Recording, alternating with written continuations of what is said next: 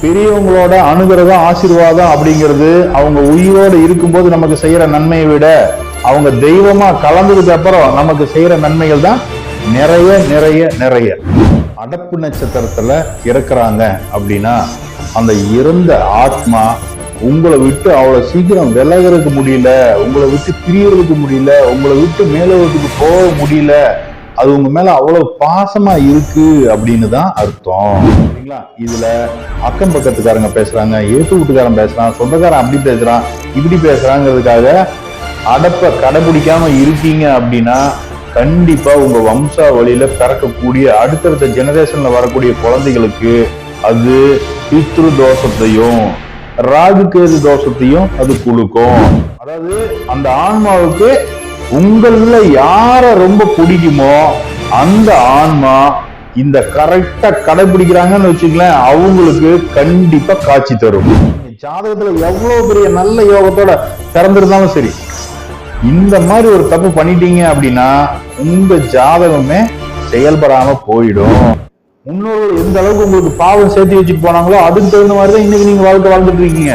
இன்னைக்கு நீங்க இப்படி கஷ்டப்படுறீங்க அப்படின்னாலும், இன்னைக்கு நீங்க நல்லா இருக்கீங்க அப்படின்னாலும், இது நீங்க செஞ்சது மட்டும் கிடையாது. உங்களை பெத்தவங்களும் உங்களை வளர்த்துனவங்களும் உங்களுக்கு முன்னாடி இருந்து வாழ்ந்தாங்க பாருங்க பெரியவங்க, அவங்க செஞ்ச பாவ புண்ணியம் எல்லாம் சேர்த்துதான் ஜாதகத்துல அவங்களுக்கு ஆயுள் மிச்சம் இருக்கும். எப்படிங்க? ஆயுள் மிச்சம் இருக்கும். ஆனா அதுக்கு முன்னாடியே அவங்க உயிர் பிரிகிற மாதிரி சூழ்நிலை வந்தாலும் அவங்க அடப்பு நட்சத்திரத்துல தான் உயிர் பிரியும்.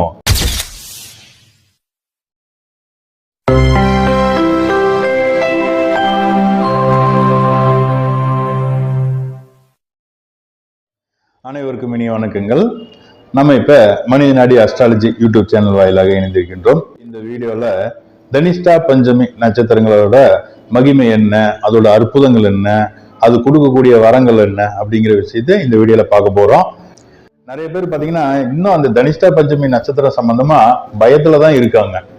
இது நமக்கு தெரிஞ்சவங்க வீட்டுல, நம்ம வீட்டுல, உறவுக்காரங்கள்ல யாராவது ஒருத்தங்க இந்த மாதிரி தனிஷ்டா பஞ்சமி நட்சத்திரத்துல இறந்துட்டாங்க அப்படின்னா தோஷம் உண்டாயிடுது, 6 மாசம் அடப்புப்பா, 3 மாசம் அடப்புப்பா, 2 மாசம் அடப்புப்பா அப்படின்னு சொல்லிட்டு அந்த அடப்புல நட்சத்திரத்துல இறந்துட்டாங்கன்னு சொன்னாலே அது ஒரு பெரிய கடவுள் கொடுத்த ஒரு சாபம் மாதிரி நினைச்சுக்கிறாங்க.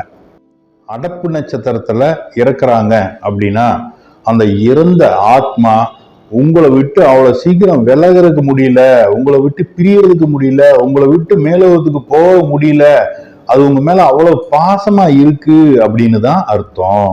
சரிங்களா? இங்க நிறைய பேர் பாத்தீங்கன்னு வச்சுங்களேன், இன்னமும் ஊருக்குள்ள எப்படி நினைக்கிறாங்கன்னா, ஒரு குடும்பத்துல ஒருத்தவங்க தனிஷ்டா பஞ்சமி நட்சத்திரத்துல இறந்துடுறாங்க அப்படின்னு வச்சுக்கோங்களேன், இந்த தோஷம் இருக்கக்கூடிய நட்சத்திரத்துல இறந்துடுறாங்கன்னு வச்சுக்கோங்களேன், அக்கம் பக்கத்துல இருக்கவங்களாம் என்ன சொல்றது, பண்ணுன பாவம் அப்படி என்ன ஆட்டம் ஆடுனா இப்ப தோஷத்தை கொடுத்துட்டு போயிட்டானா அப்படின்னு தான் பேசுறாங்க. இப்படி பாருங்க, அகால மரணம் அடைகிறாங்க, சூசைட்ல உயிர் போகுது அப்படின்னாலும், இயற்கையா உயிர் போகுது அப்படின்னாலும், அது எப்படி உயிர் போனாலும் எதுனா ஒரு நாள்ல உயிர் போகத்தான் செய்யும். போகக்கூடிய அன்னைக்கு என்ன நட்சத்திரம் இருக்குது அப்படிங்கிறத பார்த்துதான் அந்த நட்சத்திரம் அடப்பு இருக்கா இல்லையான்னு சொல்லி தீர்மானம் பண்றோம். சரிங்களா? ஆனா உயிர் பிரியக்கூடிய அந்த ஆன்மா அதோட எண்ணம் எப்படி இருந்திருக்கும்னு கேட்டீங்கன்னா, இந்த குடும்பத்தை விட்டு பிரியறதுக்கு மனம் இல்லாம அந்த குடும்பத்துல யாராவது ஒருத்தர் மேல ரொம்ப பாசமா பற்றா இருக்கும், அவங்க உறவுகள்ல யாராவது ஒருத்தர் மேல ரொம்ப பாசமா பற்றா இருக்கும், தன்னால அவங்கள விலகவே முடியல அப்படிங்கிற பட்சத்துலதான் வேற வழி இல்லாம உயிர் பிரியுறாங்க பாத்தீங்களா, அவங்க எல்லாமே இந்த மாதிரி அடப்பு நட்சத்திரத்துலதான் உயிர் பிரியும். அதே மாதிரி இன்னொன்னு என்னன்னு கேட்டீங்கன்னா, ஜாதகத்துல அவங்களுக்கு ஆயுள் மிச்சம் இருக்கும். எப்படிங்க? ஆயுள் மிச்சம் இருக்கும். ஆனா அதுக்கு முன்னாடியே அவங்க உயிர் பிரிகிற மாதிரி சூழ்நிலை வந்தாலும் அவங்க அடப்பு நட்சத்திரத்துலதான் உயிர் பிரியும். அவிட்டம், சதயம், பூரட்டாதி, உத்திரட்டாதி, ரேவதி இந்த நட்சத்திரத்துல உயிர் பிரிஞ்சுது அப்படின்னா 6 மாச காலம் அடப்பு. சரிங்களா? அதுக்கப்புறம் ரோகிணி நட்சத்திரத்துல உயிர் பிரிஞ்சுது அப்படின்னா அவங்களுக்கு 4 மாச காலம் அடப்பு. கிருத்திகை, உத்திரம் இந்த நட்சத்திரத்துல உயிர் பிரிஞ்சா 3 மாச காலம் அடப்பு. மிருக சீரிசம், சித்திரை, புனர்பூசம், விசாகம், உத்திராடம் இந்த நட்சத்திரத்துல எல்லாம் உயிர் பிரிஞ்சா 2 மாச காலம் அடப்பு. பாருங்க, இந்த மாதிரி நட்சத்திரத்துல உயிர் பிரிஞ்சிச்சு அப்படின்னா அவங்களுக்கு இது சொல்லப்பட்ட மாசங்கள் கண்டிப்பா அடப்பு அப்படிங்கறது கடைபிடிக்கணும். இங்க பாருங்க, ஊருக்கு தகுந்த மாதிரி இப்ப நீங்க பார்த்துட்டு இருக்கிற வீடியோ நீங்க மதுரையில இருந்து பார்த்துட்டு இருக்கலாம், சென்னையில இருந்து பார்த்துட்டு இருக்கலாம், பொள்ளாச்சியில இருந்து பார்த்துட்டு இருக்கலாம், இல்ல கேரளால இருந்து பார்த்துட்டு இருக்கலாம், கர்நாடகால இருந்து பார்த்துட்டு இருக்கலாம், வெளிநாட்டுல இருந்து கூட பார்த்துட்டு இருக்கலாம். அப்படி ஒவ்வொருத்தவங்க ஒவ்வொரு ஊர்ல இருந்து பார்த்துட்டு இருப்பீங்க. சரிங்களா? அவங்க அந்தந்த ஊருக்கு தகுந்த மாதிரியும் உங்க குல வழக்கத்துக்கு தகுந்த மாதிரியும் இந்த காலகட்டத்துக்கான அடப்பை கரெக்டா கடைபிடிச்சிங்க அப்படின்னு சொன்னாலே கண்டிப்பா உங்க பரம்பரையில் இருக்கக்கூடிய எல்லாத்துக்குமே நல்லது. இங்க நிறைய பேர் என்ன நினைக்கிறாங்க அப்படின்னு கேட்டீங்கன்னா, 16 நாள் சாமி கும்பிட்டா போதும், அதுக்கப்புறம் 3 நாள்ல சாமி கும்பிட்றவங்களும் இருக்காங்க. அந்த குடும்பத்துல வழக்கத்துக்கு தகுந்த மாதிரி இருப்பாங்க. சரிங்களா? அதெல்லாம் கரெக்டா பண்ணுங்க, அதுல எல்லாம் எந்த தப்பும் கிடையாது. ஆனா இந்த அடப்பு குறியாட்டக்கூடிய மாதங்கள் இருக்கு பாத்தீங்களா, இத்தனை மாசம் அடப்பு அப்படின்னா அத்தனை மாசம் அடப்பை கண்டிப்பா கடைபிடிக்கணும். சரிங்களா? இதுல அக்கம் பக்கத்துக்காரங்க பேசுறாங்க, ஏத்து வீட்டுக்காரன் பேசுறான், சொந்தக்காரன் அப்படி பேசுறான் இப்படி பேசுறாங்கிறதுக்காக அடப்பை கடைபிடிக்காம இருக்கீங்க அப்படின்னா கண்டிப்பா உங்க வம்சா வழியில பிறக்கக்கூடிய அடுத்தடுத்த ஜெனரேஷன்ல வரக்கூடிய குழந்தைகளுக்கு அது பித்ரு தோஷத்தையும் ராகு கேது தோஷத்தையும் அது கொடுக்கும். இந்த மாதிரி தோஷங்கள் எல்லாம் வந்து உட்காரும் போது என்ன ஆகும் அப்படின்னு கேட்டீங்கன்னா, அப்ப பரம்பரையில படாத பாடு படுற மாதிரி வாழ்க்கை தரம் அவங்களுக்கு அமையும். அப்ப சொல்லுவாங்க, ஏப்பா முன்னோர்களுக்கு கரெக்டா செய்ய வேண்டியதை செய்யாம விட்டாங்க, இப்ப போய் நீங்க செஞ்சுட்டு வாங்க அப்படிம்பாங்க. அப்ப இப்பவே நீங்க சரியா கடைபிடிச்சீங்கன்னா பிற்கால சந்ததிகள் நல்லபடியா இருப்பாங்க. சரிங்களா?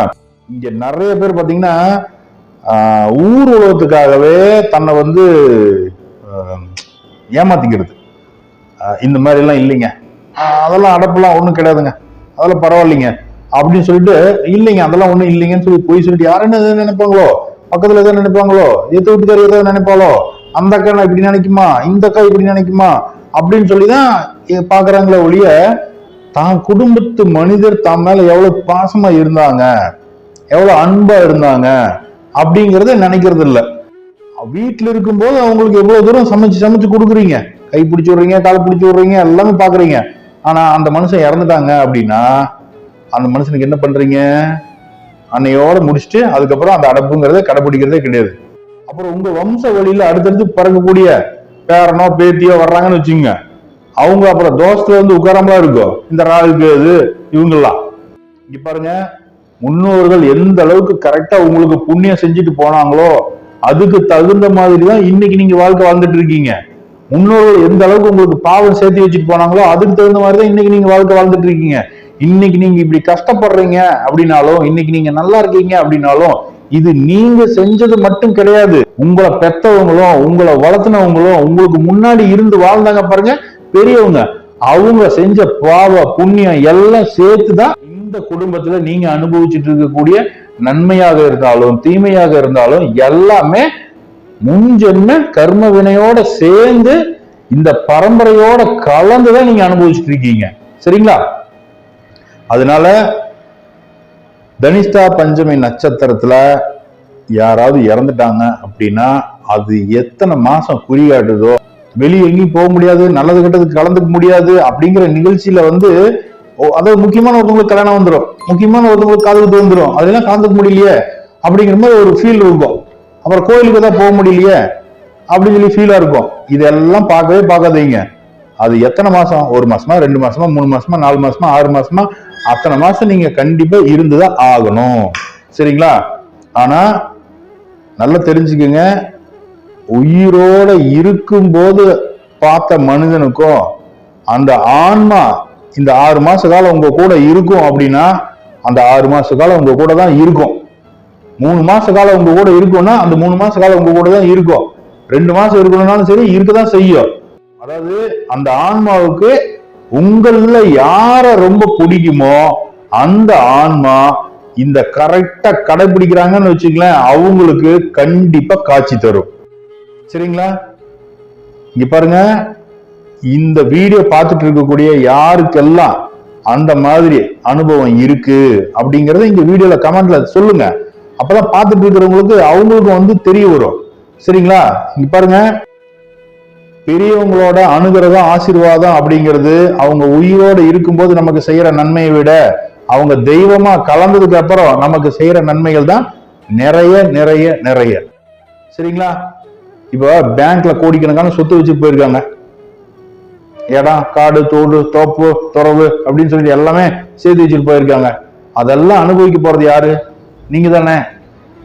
அதே மாதிரி இந்த செயல் நீங்க செய்யாம விட்டா என்னது, அவங்களுக்கு உண்டான அந்த 6 மாசமா 4 மாசமா அந்த தனிஷ்டா பஞ்சமி நட்சத்திரத்துல இறந்தவங்களுக்கு அந்த பரிகாரங்களை சரியா கடைபிடிக்காம யாரெல்லாம் இருக்கீங்களோ அவங்க மிகப்பெரிய கஷ்டத்துல வாழ்றதுக்கான வாய்ப்பு அப்படிங்கிறது உருவாகும்.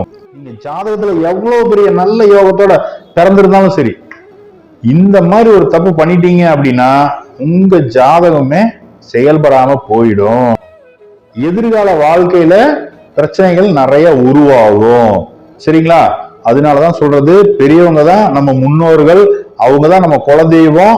அந்த குலதெய்வ வழிபாடுங்கிறது கண்டிப்பா நல்லபடியா வச்சுக்கணும்னு சொல்றதுக்கான காரணமும் இதுதான். 4 தலைமுறைக்கு முன்னாடி ஒருத்தவங்களை முன்னோர்கள் படாதபாடு படுத்திருப்பாங்க. அந்த வலி வேதனை, டேய் நீ இப்படி போகடா அப்படி போகடான்னு நினைச்சிருப்பாங்க. அந்த சாபம்லாம் இருக்கிறதுனாலதான் இன்னைக்கு நீங்க அனுபவிச்சுட்டு இருக்கக்கூடிய கஷ்டம். அதே முன்னோர்கள் நல்லா வாழ்த்திட்டு போயிருந்தாங்கன்னு வச்சுங்களேன், அடுத்தடுத்து உனக்கு பிறக்கக்கூடிய குழந்தைங்க நல்லபடியா இருக்கும்டா, நீ நல்லா இருப்படா, உன் புள்ள குட்டியெல்லாம் நல்லா இருக்கும்டா அப்படின்னு முன்னோர்கள் யாராவது வாழ்த்தி இருந்தாங்கன்னா இன்னைக்கு நீங்க நல்லா இருக்கிறதுக்கான காரணமும் அதுதான். சரிங்களா? அதனால இந்த வீடியோ பார்த்துட்டு இருக்கக்கூடிய ஒவ்வொருத்தருக்கும் சொல்றது என்னன்னு கேட்டீங்கன்னா, இந்த தனிஷ்டா பஞ்சமி நட்சத்திரத்துல உங்க குடும்பத்திலே ஆகட்டும், உங்க உறவுகள்ல ஆகட்டும், யாராவது இறைவனடி சேர்ந்தாங்க அப்படின்னா அவங்களுக்கான சரியான மாத அளவு எவ்வளோன்னு தெரிஞ்சு அவ்வளவு நாள் கரெக்டா நீங்க கடைபிடிச்சீங்க அப்படின்னு சொன்னா, இந்த அடப்பு நட்சத்திரத்துல இறந்துட்டாங்கிறதுக்காக சங்கடப்பட வேண்டாம், கஷ்டப்பட வேண்டாம், வருத்தப்பட வேண்டாம், சந்தோஷப்படுங்க. உங்க கூட வாழ்ந்த மனிதர் உங்களை விட்டு பிரியறதுக்கு மனசு இல்லாம உங்க கூட இன்னும் மிச்சம் இத்தனை நாள் இருக்காங்க. அதாவது கண்ணுக்கு தெரிஞ்ச ரூபமா இல்லாம அரூபமா உங்க கூட இருக்காங்க அப்படிங்கிறத நல்லா புரிஞ்சுக்குங்க. சரிங்களா? இங்க பாருங்க, கோயம்புத்தூர்ல இருந்து ஒரு அக்கா ஒரு 6 மாசத்துக்கு மேல இருக்கும். அவங்க வாழ்க்கையில நடந்ததை இங்க நான் சொல்றேன். ஒரு பையன், அவங்களோட அக்கா பையன், சரிங்களா, பட்டாம்பூச்சி பிடிக்க போய் மாடியிலேருந்து கீழே விழுந்து இறந்துட்டான். அவன் எப்படி இறந்தான் அப்படின்னு அவங்களுக்கு தெரியவே இல்லை. ஆனா அந்த அடப்பு நட்சத்திரத்தில் தான் அவன் இறந்துருந்தான். அந்த அடப்பு நட்சத்திரத்தை அவங்க கரெக்டா கடைபிடிச்சு அந்த பையனுக்கு உண்டான அந்த சடங்கெல்லாம் கரெக்டா செஞ்சுட்டு இருந்தாங்க. 4 மாசம் என்னமோ இருந்தாங்கன்னு நினைக்கிறேன். சரிங்களா? அப்ப அவன் காட்சி கொடுத்துருக்கான். அந்த குடும்பத்துல ஒருத்தவங்களுக்கு காட்சி கொடுத்து, நான் இப்படிதான் விளையாட போனேன், இங்கிருந்து தான் நான் விழுந்தேன் அப்படின்னு சொல்லிட்டு அவன் சொல்லியிருக்கான். சரிங்களா? இதெல்லாம் நடந்தது. அது மாதிரி பாருங்க, நம்ம ஃபேஸ்புக்ல கூட ஒரு சகோதரி ஒருத்தவங்க போஸ்ட் போட்டிருந்தாங்க. அவங்க அப்பாக்குன்னு சொல்லிட்டு காரியம் பண்றதுக்காக பவானிக்கு ஏதோ போயிருக்கும் போது அங்க நடந்த நிகழ்வுகள் அப்படின்னு சொல்லிட்டு ஒரு இது போட்டிருந்தாங்க. அந்த மாதிரி கண்ணுக்கு தெரிஞ்சாங்கன்னு சொல்லிட்டு, இந்த மாதிரி ஒரு சிலருக்கு, இந்த மாதிரி நிறைய பேத்துக்கு அவங்கவுங்க வாழ்க்கையில இந்த இறந்தவங்க காட்சி கொடுத்துதான் இருக்காங்க. அது எல்லாமே நமக்கு பிளஸ்ஸிங். சரிங்களா? அதனால இனிமேல் இந்த தனிஷ்டா பஞ்சமி நட்சத்திரத்துல யாராவது இறந்துட்டாங்க அப்படின்னா சங்கடப்படாம, சங்கோச்சப்படாம, அப்புறம் இன்னொன்னு என்னன்னு கேட்டா அடுத்தவங்க இப்படி நினைப்பாங்க அப்படி நினைப்பாங்கன்னு எல்லாம் நினைக்காம மனசால அவங்களுக்கு அந்த வழிமுறைகளை கடைபிடிங்க. சரிங்களா? இந்த அடப்பு அப்படிங்கிறது உங்களுக்கு கிடைச்ச வரம் அப்படின்னு நினைங்க. அந்த வரத்தை கரெக்டா பயன்படுத்தினீங்கன்னா நீங்களும் நல்லா இருப்பீங்க, உங்களை சார்ந்த குழந்தைகளும் நல்லா இருக்கும், உங்களுக்கு அடுத்தடுத்து வரக்கூடிய தலைமுறையிலும் நல்லா இருக்கும். சரிங்களா? சரி, இந்த வீடியோ நீங்க பார்த்தது மட்டும் இல்லாம உங்க நண்பர்களுக்கும் அனுப்பி விடுங்க. உங்களுக்கு தெரிஞ்சு யாராவது இந்த மாதிரி அடப்பு நட்சத்திரத்துல இறந்து கடைபிடிக்காம யாராவது இருக்காங்க அப்படின்னா அவங்களுக்கும் அனுப்பி விடுங்க, தெரிஞ்சுக்கிட்டோம். சரிங்களா? இல்ல அந்த மாதிரி யாராவது இறந்துட்டாங்க அப்படின்னாலும் நீங்க இந்த வீடியோ எடுத்து பாருங்க. பார்த்தீங்கன்னால உங்களுக்கு என்னென்ன நட்சத்திரத்துல எவ்வளவு நாள் அப்படிங்கிறது உங்களுக்கு தெரிய வரும். சரிங்களா? சரி, இந்த வீடியோவை பார்த்துட்டு இருக்கக்கூடிய அனைத்து நேயர்களுக்குமே என்னது இனிய அன்பான வணக்கங்களை தெரிவித்து மகிழ்கின்றேன். அனைவருக்கும் வாழ்த்துக்கள். வாழ்க வளமுடன்.